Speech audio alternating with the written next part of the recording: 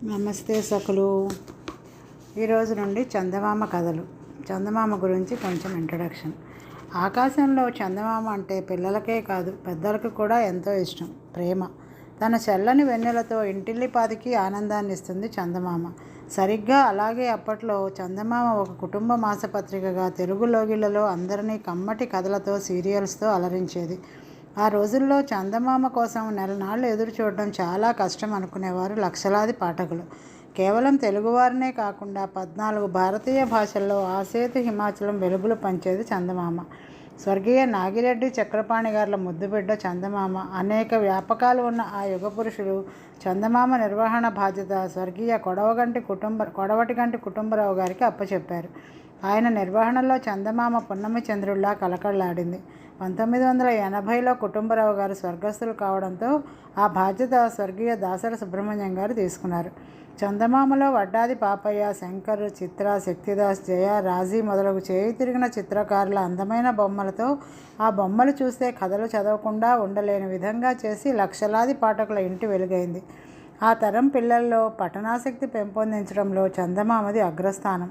మన పురాణ కథలు, బేతాళ కథలు, జానపద కథలు, భయపెట్టకుండా పిల్లల్ని వినోదపరిచే దయ్యాల కథలు, నీతి కథలు, పంచతంత్ర కథలు, జాతక కథలు, అరేబియా కథలు, ఇంద్రజాల కథలు, ఇలా చందమామ వైవిధ్యమైన కథలతో దాదాపు 66 ఏళ్ళు తన ప్రస్థానం కొనసాగించి లక్షలాది పాఠకుల మనసుల్లో చిరస్థాయిగా నిలబడిపోయింది.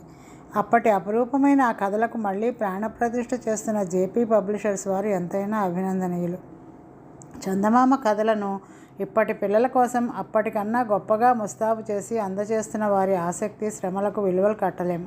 200 పైగా కథలు ప్రచురించి నన్ను ప్రోత్సహించిన చందమామకి నేను ఆజన్మాంతం రుణపడి ఉంటాను.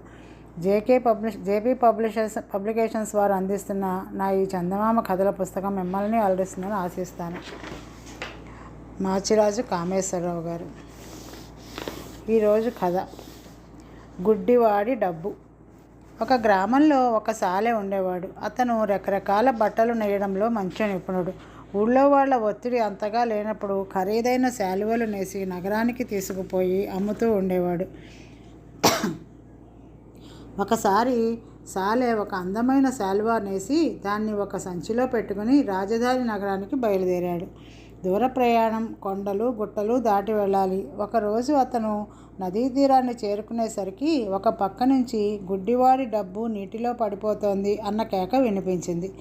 ఆ కేక విని సాలె నది ఒడ్డుకు పరిగెత్తాడు. అక్కడ ఎవరూ లేరు. కానీ నది ఒడ్డు పెళ్ళ వరద నీటికి విరిగి పడిపోతూ ఉండడం, ఆ పెళ్లలో ఒక పాతకాలపు చెంబు ఉండడం అతని కంటపడింది. సాలె ఆ చెంబుని పడిపోకముందే అందుకున్నాడు. ఆ చెంబు లోపల కళ్ళు మిరుమిట్లు గొలుపుతూ బంగారు కాసులు ఉన్నాయి.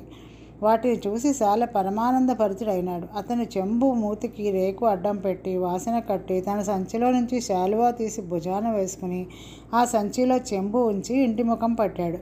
అతను ఒక గ్రామం చేరేసరికల్లా చీకటి పడింది. ఆ రాత్రి ఆ గ్రామంలోనే గడిపి మర్నాడు బయలుదేరి తన గ్రామానికి పోవచ్చుననుకుని అతను ఒక ఇంటి తలుపు తట్టాడు. ఒక ముసలిది తలుపు తెరిచి, "ఎవరు నాయనా, ఏం కావాలి నీకు?" అని అడిగింది. "ఈ రాత్రికి మీ వసారాలో పడుకోనివ్వండి. భోజనం కూడా పెట్టారంటే ₹1 ఇస్తాను" అన్నాడు సాలె. "దానికేం భాగ్యం నాయనా" అని ముసలిది సాలె దగ్గర ₹1 తీసుకుని అతనికి భోజనం పెట్టి వసారాలో పడుకోనిచ్చింది. అంత బంగారం తెల్లవార్లు తన వద్దనే ఉంచుకుంటే ఎవరైనా కాజేయవచ్చుననుకుని సాలె ముసలిదాన్ని పిలిచి, "ఈ చెంబులో ఆముదం ఉన్నది. దీన్ని లోపల జాగ్రత్తగా ఉంచండి. నేను రేపు ఉదయం వెళ్ళిపోయేటప్పుడు ఇద్దురుగాని" అన్నాడు. "అలాగే నాయనా" అని ముసలిది అతని చెంబును తీసుకుపోయి లోపల భద్రంగా దాచింది. తర్వాత ఆమె తలుపు వేసుకుని పడుకున్నది. తలవని తలంపుగా ఆ రాత్రే ముసలిదాని కుమార్తెకు పురుడు వచ్చింది. ఇంట్లో ఆముదం చూస్తే కనిపించలేదు. ఆముదం అయిపోయినట్లున్నది. వసారాలో పడుకున్న మనిషి ఇచ్చిన చెంబులో ఆముదం ఉంటుందన్న విషయం ముసలిదానికి గుర్తు వచ్చింది. ఆమె సంచిలో నుంచి చెంబు పైకి తీసి కట్లు విప్పి రేకు మూత తీసి చూస్తే బంగారు కాసులు కనపడి కళ్ళు చెదిరిపోయాయి. పిల్లాడు భూమి మీద పడ్డ వేళా విశేషం కదా అనుకుని ముసలిది ఆ కాసులన్నీ తీసి భద్రం చేసింది. దొడ్డిదారిన వెళ్ళి పొరిగింటి వాళ్ళని లేపి ఒక సేరు ఆముదం అరువు తీసుకుని చెంబులో పట్టినంత పోసి దానికి మూత పెట్టి వాసన కట్టి సంచిలో ఉంచి మిగిలిన ఆముదాన్ని అవసరానికి ఉపయోగించుకున్నది. సాలె మరునాడు నిద్ర లేచి ముసలిదారిని అడిగి తన సంచి తాను తీసుకుని తిన్నగా ఇంటికి వెళ్ళిపోయాడు. భార్య అతని భుజాన శాలువా చూసి, అది అమ్మకుండానే తిరిగి వచ్చావే అని అడిగింది. ఆ తలుపు వెయ్యవే, ఎంత బంగారం తెచ్చానో చూద్దువుగానివి అంటూ శాలె సంచి నుంచి చెంబు పైకి తీసి మూత తీశాడు. చెంబు నిండా ఆముదం. ముసలిమండ ఎంత పని చేసింది, ఇది దాని పనే, అది తప్ప ఇంకెవరూ ఈ చెంబుని తాకలేదు అంటూ అతను భార్యకు జరిగిందంతా చెప్పి, నేను ఇప్పుడే వెళ్ళి ఆ ముసలిదాన్ని అంతు తేల్చుకొస్తాను అని తాను క్రితం రాత్రి మజిలీ చేసిన గ్రామానికి బయలుదేరాడు. ముసలిది శాలెవాడిని చూసి, ఏం నాయనా మళ్ళీ వచ్చావు, ఏమైనా మర్చిపోయావా ఏంటి, లేక ఈ రాత్రికి కూడా ఇక్కడే పడుకుంటావా అన్నది. నా దగ్గర ఇంకో బంగారు కాసుల మూట ఉన్నదని ఆశపడుతున్నావా అన్నాడు శాలె కసిగా. బంగారు కాసులు ఏమిటి నాయనా అన్నది ముసలిది అమాయకంగా. అవును పాప, నీకేమీ తెలీదు, నా చెంబులో కాసులన్నీ కాజేసి అందులో ఆముదం పోసిన దానివి నువ్వు కాదు అన్నాడు శాలె. ఆ చెంబులో ఆముదం ఉందని నువ్వన్న మాటేగా, ఇప్పుడు అందులో కాసులున్నాయని నాకు దొంగతనం అంట కడుతున్నావా, కాస్త మాటలు జాగ్రత్తగా రాని అని ముసలిది గొంతెత్తింది. చుట్టుపక్కల వాళ్ళు పోగయ్యారు. అందరూ ముసలిదాన్నే సమర్థించారు. వాళ్ళలో కొందరు, నీకు చెంబు నిండా కాసులు ఎక్కడివి, చెంబులో కాసులు పెట్టి ఆముదమని ఎందుకన్నావు, నీ వాలకం చూస్తే దొంగలాగా ఉన్నావే అని దబాయించారు. తనకు ఎలాంటి సాక్ష్యము లేని చోట న్యాయం జరగదని శాలె అనుకుంటూ ఉండగా ఒక స్త్రీ అతనితో, చూడు నాయనా, అసలే గుడ్డి మనవడు పుట్టాడని ఏడుస్తున్న ఆ ముసలిదాని మీద దొంగతనం కూడా ఎందుకు పెడతావు అన్నది. శాలె నిర్ఘాంతపోయాడు. తాను పడుకున్న రాత్రే ముసలిదాని కూతురు ప్రసవించిందని, పుట్టిన పిల్లవాడు పుట్టుగుడ్డి అని నలుగురు అన్న మాటలను బట్టి తెలిసింది. ఇకనే ఆ బంగారం ఈ గుడ్డివాడిదే అయి ఉండాలి, నేను డబ్బు వాడికి అందచేయడానికే వినియోగపడ్డాను అనుకుని శాలె ఇంటిదారి పట్టాడు. మరొక కథ. వెంట వచ్చిన సొత్తు. ఒక ఊళ్ళో ఒక పిసినారి ముసలిది ఉండేది. దాని పిసినికొట్టుతనం గురించి కథలు కథలుగా చెప్పుకునేవారు. పైకి చూస్తే దానికి గల ఆస్తి ఒక చిల్లుపడ్డ పాక, దాని ముందు ఒక పక్క బాదం చెట్టు, మరొక పక్క కరివేపాకు చెట్టు. ఊళ్ళో దాన్ని చూసి అసహ్యపడని వారు లేరు. ఎవరూ దాని జోలికి పోయేవాళ్ళు కారు. అది ఎవరినీ దగ్గరికి రానిచ్చేది కాదు. ఎవరన్నా కరివేపాకు కావాల్సి వస్తే ముసలిది గుప్పెడు బియ్యం తీసుకుని 2 రెమ్మలు ఇచ్చేది. ఊళ్ళో పిల్లలు బాదం పళ్ళ కోసం వస్తే కాని తీసుకుని ఒక పండు ఇచ్చేది. దాని గుడిసె లోపల వంట కుండలు, ఒక కుళ్ళు కంపు కొట్టే దిండు, అంతకన్నా కుళ్ళు గొంగళి ఉండేవి. ఆ ఊళ్ళోనే రంగడు అని పని పాట లేని కుర్రవాడు ఒకడు ఉండేవాడు. ముసలిదాన్ని ఆశ్రయిస్తే అది ఎంతో కాలం బతకదు గనక దాని ఆస్తంతా తనకే వస్తుందని వాడు ఆశపడ్డాడు. రంగడు ఒకనాటి మధ్యాహ్నం వేళ ముసలిదాని పాక దగ్గరికి వచ్చాడు.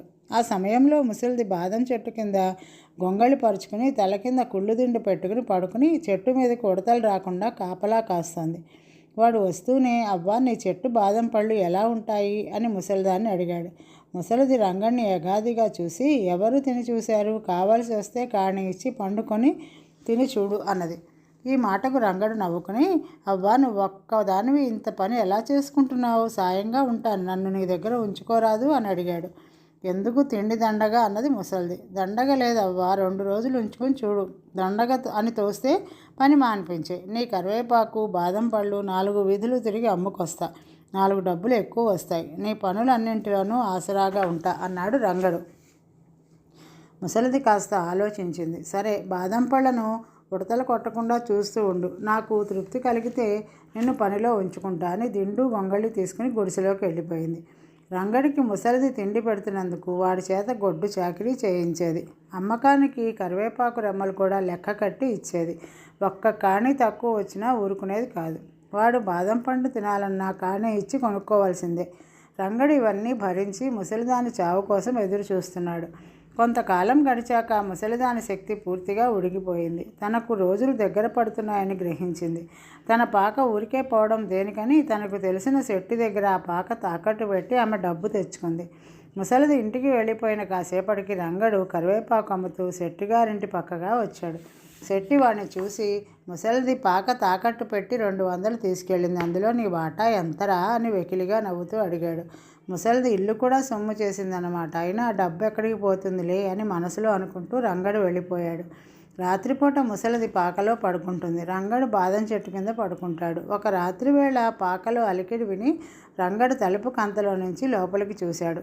లోపల ముసలిది శెట్టి దగ్గర తెచ్చిన రూపాయలు దీపం ముందు లెక్క పెట్టుకుంటోంది. నువ్వు చావగానే అదంతా నాకు దక్కేదేనే ముసలిదానా అనుకుని రంగడు తిరిగి వెళ్ళి బాదం చెట్టు కింద పడుకున్నాడు. ఇలా దాచిన డబ్బు ముసలిదాని దగ్గర ఇంకా చాలా ఉన్నదని వాడి నమ్మకం. రోజులు గడుస్తున్నాయి. ఒకరోజు ముసలిది లేవలేదు. దానికి ఏదో జబ్బు చేసింది. గొంగళి పరుచుకుని పడుకుని ఊపిరి పీల్చడానికి కూడా కష్టపడుతున్నది. తనకు చావు దగ్గర పడిందని గ్రహించి ఆమె రంగడితో, నాయనా, నాకు చావు ముంచుకొస్తున్నది, పద వల్లకాట్లో కూర్చుందాం, ఇక్కడే చచ్చానంటే మోసేవాళ్ళు చాలా డబ్బు అడుగుతారు అంటూ లేచి కూర్చున్నది.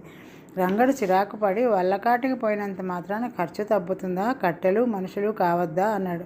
కాల్చటం దేనికిరా, డబ్బు దండగా, పూడి చేస్తే పోలా, గొయ్యి తవ్వడానికి కూడా బోల డబ్బు అడుగుతారు. ఆ గొయ్యి నువ్వే తవ్వు, నేను చెట్టు కింద పడుకుంటా, నా ప్రాణం గుట్టుక్కుమనగానే నన్ను గోతిలో పూడ్చిపెట్టు అన్నది ముసలిది. ముసలిది ఆదా చేసిందంతా తనకే లాభం అనుకున్నాడు రంగడు. రంగడి సహాయంతో ముసలిది గొంగళి దిండు తీసుకుని బయలుదేరింది.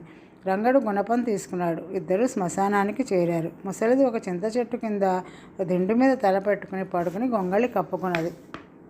రంగడు గుంట తవ్వడం ఆరంభించాడు. మధ్యలో ముసలిది, గొయ్యి తవ్వడం అయిందా నాయనా అని అడిగింది. అవగానే నీకు చెప్తాలే అవ్వా, నువ్వు పడుకో అన్నాడు రంగడు. రంగడు గొయ్యి తవ్వడం పూర్తి చేసేసరికి ఆఖరి జామైంది. అవ్వా, గొయ్యి తయారైంది చూడు అన్నాడు రంగడు. ముసలిది పలకలేదు. దానికి ప్రాణం పోయి చాలాసేపు అయింది. పీడ విరగడైపోయింది. పాకలో డబ్బంతా నాదే అని సంతోషించి రంగడు ముసలిదాన్ని కుళ్ళుదిండు కుళ్ళు గొంగళి చేతో తాకడానికి అసహ్యం వేసి వాటిని కర్రతో గోతిలోకి తోసి తర్వాత ముసలిదాన్ని గోతిలో పడుకోబెట్టి మన్ను కప్పి గబగబా పాకకు తిరిగి వచ్చాడు. వాడు లాంతరు వెలిగించి పాకంతా వెతికాడు. నేలంతా తవ్వాడు. ఎక్కడా చిల్లి గవ్వలేదు. పాక మీద ఆకులు పీకి చూశాడు. ఏమీ ప్రయోజనం లేకపోయింది. ముసలిది పాక తాకట్టు పెట్టిన రాత్రి ఆ డబ్బు కాజేసినా బాగుండేది. ఆ డబ్బు కూడా మాయమైంది. తాను ఏ జన్మలోనో ముసలిదానికి రుణపడి ఉండి దానికి చాకిరీ చేశాడు. తనకింకేమీ దక్కలేదు. ముసలిది తన డబ్బంతా ఆ కుళ్ళు దిండులో పెట్టుకుని తన వెంట తీసుకుపోయిందన్న సంగతి రంగడికి తట్టలేదు. తెల్లవారుతున్నది. పాకంతా ధ్వంసం చేసినందుకు తనకు శిక్ష పడుతుందని తెలిసి రంగడు చీకటిలోనే ఆ ఊరు విడిచి పారిపోయాడు. ఈరోజుకి కథల సమాప్తం. సకలు తిరిగి రేపు కలుద్దాం. నమస్తే.